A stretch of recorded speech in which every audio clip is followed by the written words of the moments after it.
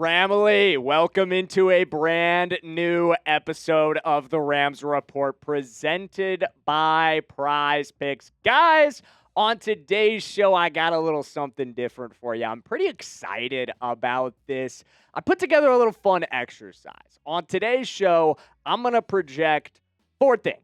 We're going to project our offensive MVP, our offensive MIP, or most improved player, and then we're going to do the same thing on the defensive side of the ball. But before I give you my answers, I want to hear from you guys. It's Chat Sports, not Chat at You Sports. Who do you think will be the Rams MVP in 2026? You could pick either side of the ball or just the team in general, but let me know in the comments below who you think the offensive, defensive, or in total MVP for the Rams will be in 2026. I want to hear what the Ramily is thinking about this one. And I think the most popular answer for this question will be my pick for offensive MVP, Matthew Stafford.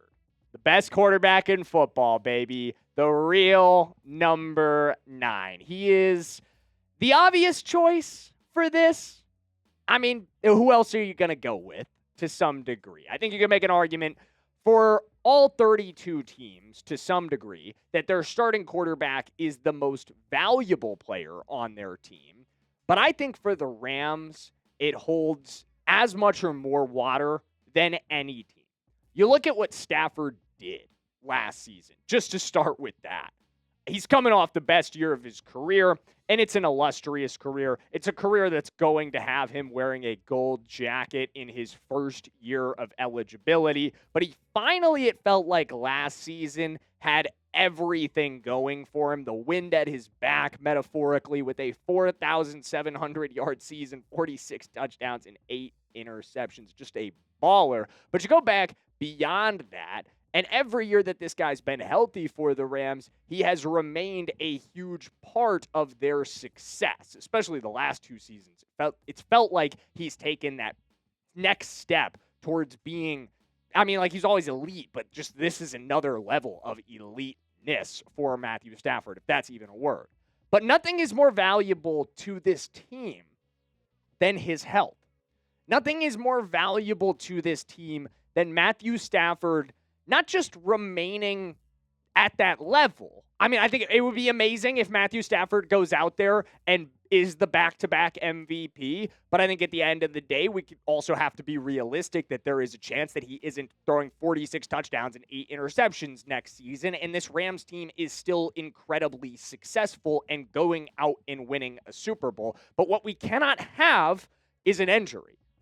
That's the one thing that stands between this Rams team and everything you've set out to go and do.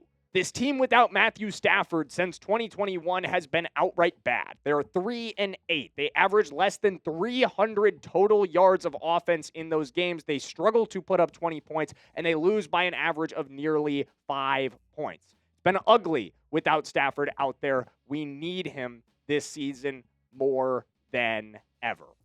But coming up on today's show, we're going to talk about a couple of other guys who aren't as valuable as Matthew Stafford, no doubt about that, but are going to play enormous roles, much larger roles than they played last season. But before we get to that, I've got to give a shout out to the sponsor of today's video, guys. Today's video is presented by PrizePicks, guys, America's #1 sports picks app.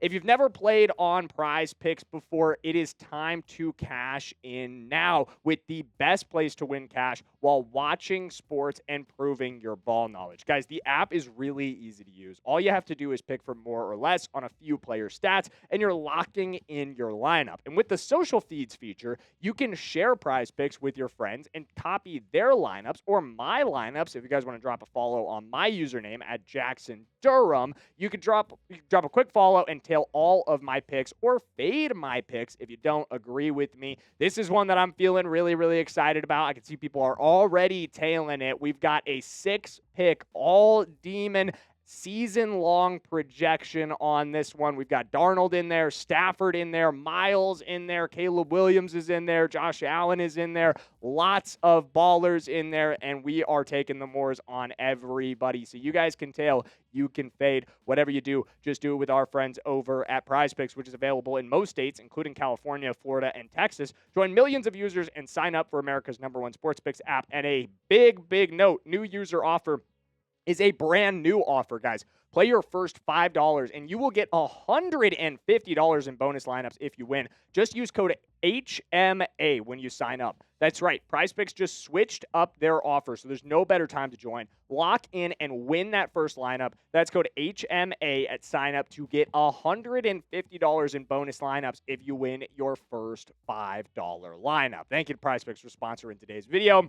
Let's talk about the most improved player on offense for 2026. Someone that we've talked about a lot on this channel. We talk about Stafford, and I think pretty much every day we find a way to mention number 9. But Terrence Ferguson has found himself a increasing topic of discussion, not just here on the Rams Report, but I think across this Rams community as we approach the 2026 season.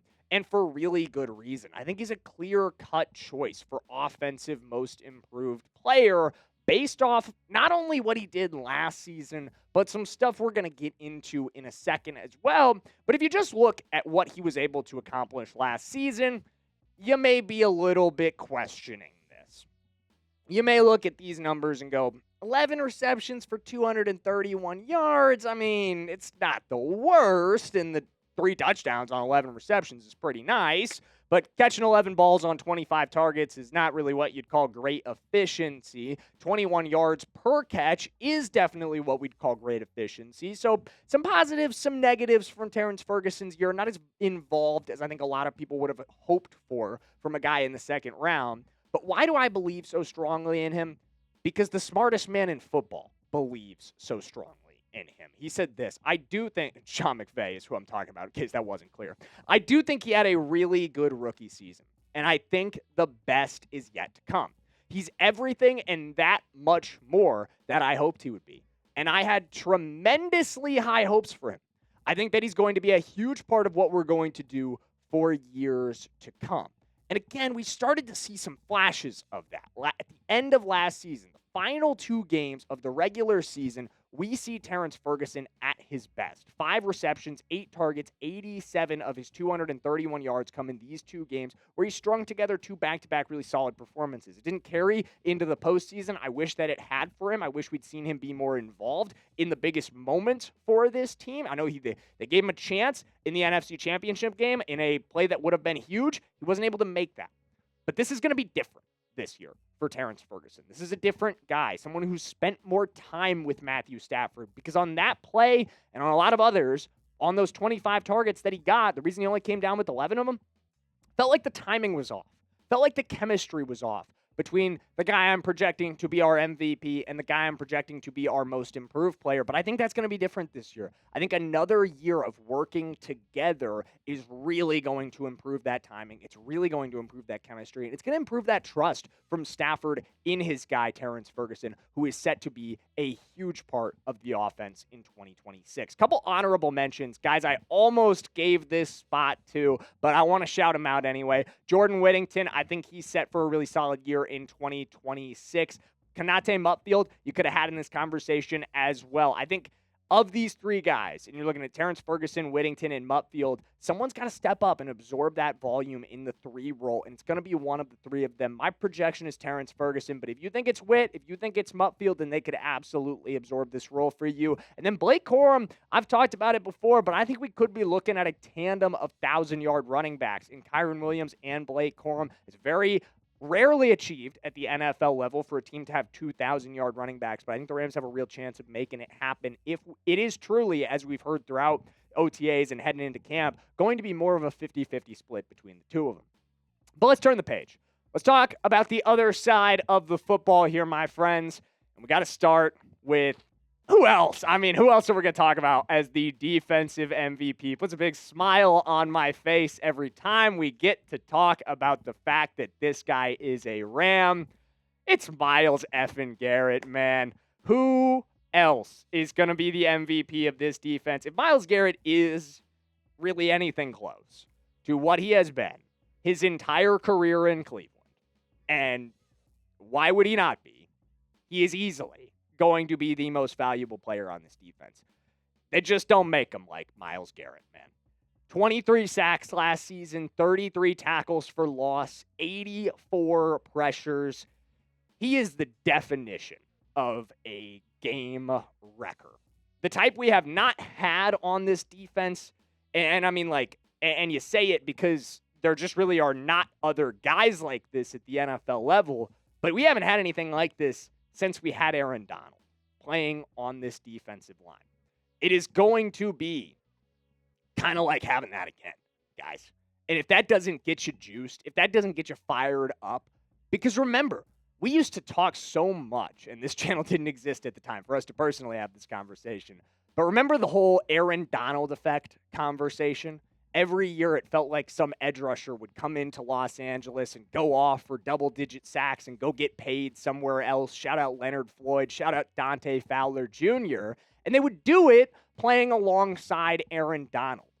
It's going to be just like that with Myles Garrett. I truly believe it. I truly know it. The attention he demands and what he can free up for other guys along this defense, plus Chris Shula's pass rush scheme, my God, man, it could be a scary, scary year from Myles Garrett. Couple honorable mentions for this, and I will say they're honorable mentions in the sense that, like, it was always going to be Myles Garrett. But Trent McDuffie, Byron Young, and Kobe Turner, we know those guys are going to play enormous roles for this team as well on the defensive side of the ball. They're going to be huge parts of our success. Next up, most improved player on the defensive side of the ball for me, let's go Josiah Stewart, the second-year pass rusher out of Michigan. I think is truly set for a much better season in year two than what he saw in year one, where his role was just a little bit more muted. And at the end of the day, I think there is a real chance for Josiah Stewart, and maybe you could say this about Terrence Ferguson as well, to be, if the NFL gave one of these out, and I know the Comeback Player of the Year award is sometimes labeled as this, he could be the most improved player in the NFL at large this season. For a couple reasons. Number one, his talent is for real. And we saw that in moments last year. 375 snaps, 21 pressures. He got 3 sacks, 4 QB hits, and 14 hurries. We saw him getting after Caleb Williams in the playoff game. Couple misses on those. You'd like to see him finish some more of these plays. A little bit of Jared Verse in there where it's like, okay, we're getting close to making this happen, but we just need to finish more of these pressures and turn more of these into sacks. But also 21 pressures on a 375 snap sample is really efficient. That's showing the potential to be, I'm not saying like elite pass rusher right now, but very high level pass rusher, someone who could be potentially even a double-digit sack guy. And again, you got to think about this room, right? Myles Garrett is there on one end of it, operating one side. Of course, he's going to be there a lot.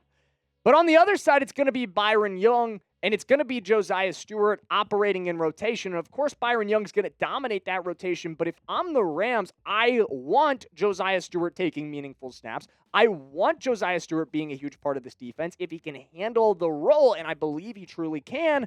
Because, again, we've had this conversation. The odds of keeping Byron Young just aren't that high. The odds of Byron Young being a long-term part of this team's future just are not that high. I do unfortunately feel he's going to go get paid with somebody else. And if you can have that replacement ready-made, if you can have that replacement already battle-tested in this 2026 season, which is so important for this team, it's going to mean the world coming into next season when, hey, maybe Byron's not around and it's Josiah's role all by himself. All right, guys, that's going to wrap it up for today's episode of the Rams Report. We always appreciate you tuning in, appreciate you spending a little bit of your time today with us. If you made it to the end of today's show, let me know you're a real one by dropping a like on today's video, and I'm going to see you guys tomorrow. As always, let's go Rams.